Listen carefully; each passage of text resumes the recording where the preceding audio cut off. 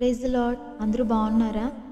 అన్యాయంగా మన తప్పేమీ లేకుండా లేదా కావాలని మనల్ని అవమానించే ఉద్దేశంతో బహిరంగంగా చెంప మీద కొడితే అసలు తగిలిన ఆ దెబ్బ నొప్పి కంటే కలిగిన అవమానం ఎంతగానో కృంగదీస్తుంది.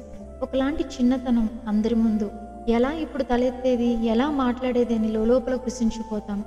ఆవేశం పట్టలేనంత ఆవేదన మాటల్లో వర్ణించలేం. వెంటనే ఎదుటి వారిని తిరిగి కొట్టాలనిపిస్తుంది. ఉడుకు రక్తం మరిగిపోతుంది యవ్వనస్తులకైతే. మరి అలాంటప్పుడు ఎలా రియాక్ట్ అవ్వాలి, మనల్ని ఎలా కంట్రోల్ చేసుకోవాలి అంటే మీకు ఒక్క విషయం జ్ఞాపకం చేస్తాను. సృష్టికర్త, సర్వాధికారి, సర్వోన్నతుడైన యేసుప్రభువు తన నోటి మాటతో ఈ సమస్త సృష్టిని చేశారు.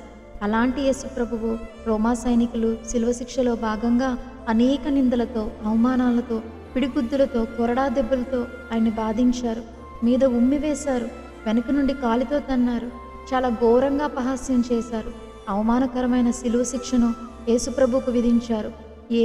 ఆయనకు మాటలు వచ్చు కదా, ఆ మాటలతోనే సృష్టినంతా చేశారు కదా, మరి వారి ముందు మాత్రం బలికి తీసుకొచ్చిన గొర్రె పిల్లవలే తలదించుకొని ఎందుకు మౌనంగా ఉన్నారు? ఎందుకంటే ఆయన తన తండ్రి చిత్తాన్ని జరిగించాలి కాబట్టి, సర్వ మానవాళి విమోచన కోసం ఆయన బలి అవ్వాలి కాబట్టి అంతటి అవమానాన్ని సహించారు. ఆయనే దేవుడే కదా, అలాగే చేస్తారు అంటారా? ఆ స్థితిలో యేసుప్రభు వారు మానవ రూపంలోనే ఉన్నారండి. మానవునిగానే అవమానాన్ని అంతా సహించారు.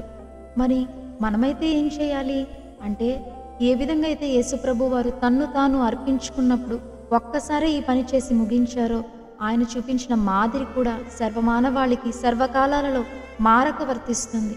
ఇప్పుడు మరి ఆలోచించండి, నిర్ణయం మీదే. మనం ఇక మీదట మనవారం కాదు, ఆయన వారం. క్రీస్తు పోలికలోకి మనం మారిపోవాలి. మనల్ని కొట్టినా తిట్టినా వెంటనే రియాక్ట్ అయిన సందర్భంలో కంటే ఒక్కొక్కసారి మనం వహించే మౌనమే ఒక మిసైల్ లాగా ఎదుటివారి హృదయంలో చొచ్చుకొని పశ్చాత్తాపం కలిగిస్తుంది.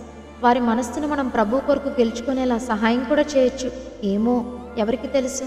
మనమైతే ఇటువంటి పరిస్థితుల్లో దేవునికి మొరపెడదాం. ఆయన చేతికి మన పరిస్థితిని అంతా అప్పగించుకుందాం. ఆయన మన శత్రువులను కూడా మనకు మిత్రులుగా చేయగలిగే దేవుడు. This is my opinion.